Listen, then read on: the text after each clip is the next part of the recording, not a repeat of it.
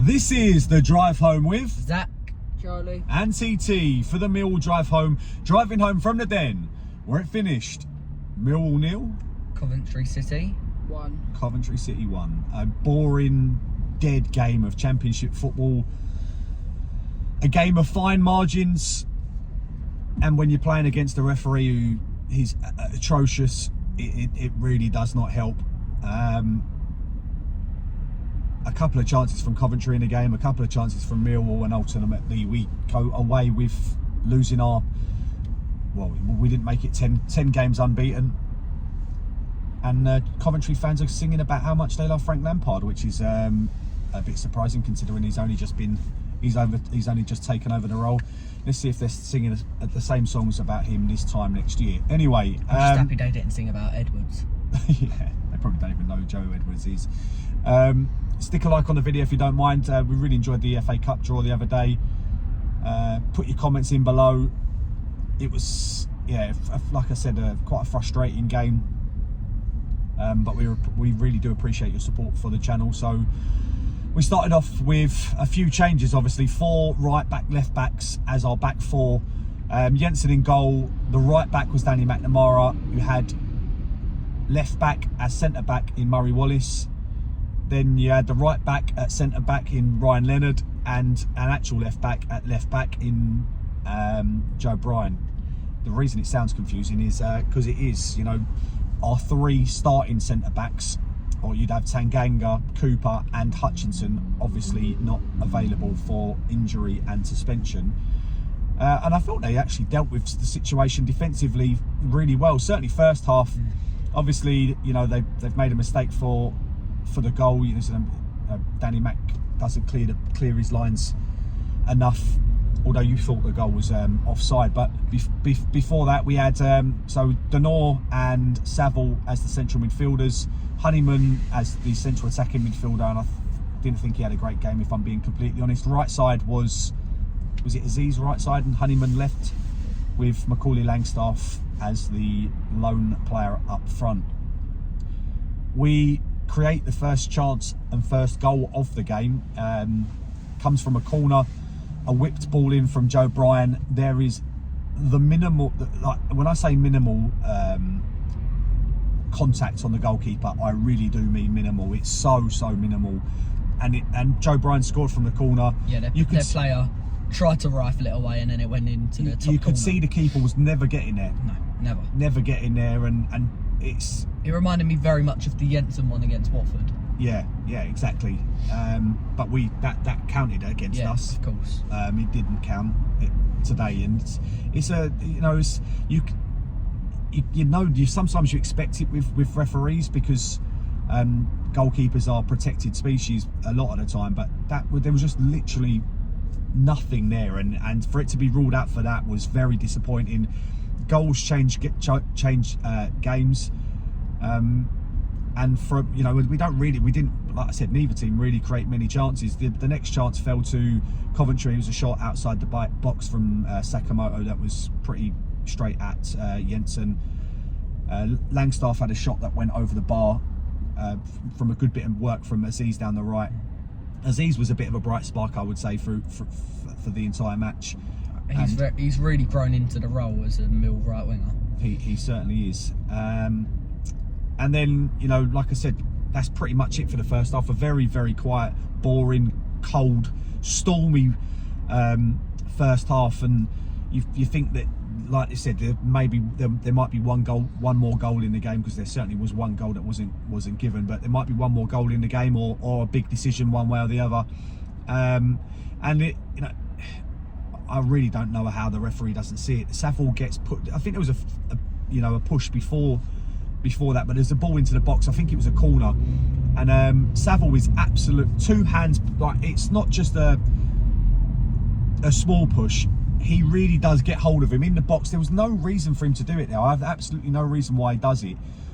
It should be a penalty. There's absolutely no getting around it. Charlie, you're like in line with me. You thought it was a penalty as well, didn't you? Yeah. It's just, there's absolutely no reason for him to push him there. It's a blatant 2 hands in the back, and the referee doesn't give it, and it's, you know, it really does baffle me. And then Coventry start to get on top literally after that, maybe the next 5 minutes after that penalty decision not going our way, and you felt that they were growing into the game. Would they score at a time where they were rising? It felt like we needed to make subs. Coventry made the subs and we didn't make the subs. He was crying out for maybe 2 up front, and you know, Ivanovic and Langstaff and Amaku's come on and has looked really electric. But unfortunately, we make those subs after Coventry City score. It's like I said, it's not great defending from Danny in that he doesn't clear his lines properly, and the ball kind of gets recycled, played into the box. You thought it was offside though, didn't you? I was watching Danny and I forgot what their number 10 was called, but I was watching them the whole time, and I was thinking the ball keeps going to him, and he's offside this time. And the whole time, even when the ball was played, he was offside. And I'm not sure how it wasn't given as offside. I kept looking over at Lino thinking maybe they've given it late, but no. He did finish it well. Yeah, it was a great so finish. One thing you can say that, you know, hit it in off the bar. I don't think Enton had any chance to get hold of that. And then we huff and puff a lot. Obviously, Coventry City look reasonably dangerous on the break. Without creating, I'd say the 5 minutes after we conceded is probably the worst bit of defending we've had throughout the entire match. We just kind of lost our heads a little bit, you know. Murray Wallace trying to back heel, Leonard passing it straight to him and letting them get in behind. It was Jensen just like forgetting to kick the ball. Yeah. Just holds on to the ball, and we probably got a little bit lucky there because it quite easily could have dropped for them. Although saying that, nothing really dropped for us for the rest of the game. So you know, we'll take our little bit of luck there. And then, like I said, Amaku comes on, and Ivanovic doesn't really do much, but Amaku looks so lively, so exciting to watch, and because they were still keeping a high line, it was only until, you know, the last minute where Lampard brought on someone to be able to deal with him. But he kept on getting in behind, he kept putting him under pressure, you know, balls into the box, and another one to Langstaff, and then he goes one-on-one with the defender. Who's their right back? I think his name is pronounced as Van Ewijk.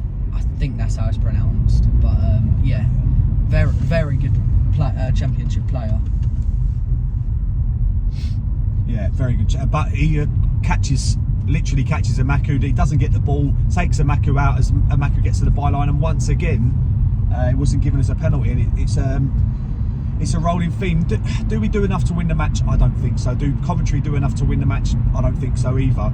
And big decisions make a difference, and 2 big decisions in terms of referee not giving us a goal, a legal goal, and then not giving us the penalty, and then Harris probably making the subs a little bit too late were, you know, key factors in the game. And Coventry City held out just. The defending looked woeful, and that's, like I said, we didn't create enough chances. Their goalkeeper didn't have to make. I don't think he even made a save in the second half. No, it was just poor, because every time Langstaff gets on the ball, you think, oh, do something, show us what you did in League 2 when you put him away and scored loads of goals. But he just didn't seem to do it. He didn't seem to be up for it. No, and then we come away without a single point. Obviously, we got Sheffield United on Wednesday night, and then a tough trip to Middlesbrough on Saturday. So it doesn't get easy in the Championship. There's a lot of good teams around, and you know, you've got to fight for every point. And it's, you know, after Oxford, where like I said, we probably should have made the changes a little bit earlier to, you know, try and go and score 2 or 3 more goals. Today, the team that made the changes won the game, and that's, you know, slightly disappointing. But then, you know, we get the decisions that we should have got, and we at least come away with a point. So we'll leave it there. Who's your man of the match, Zach?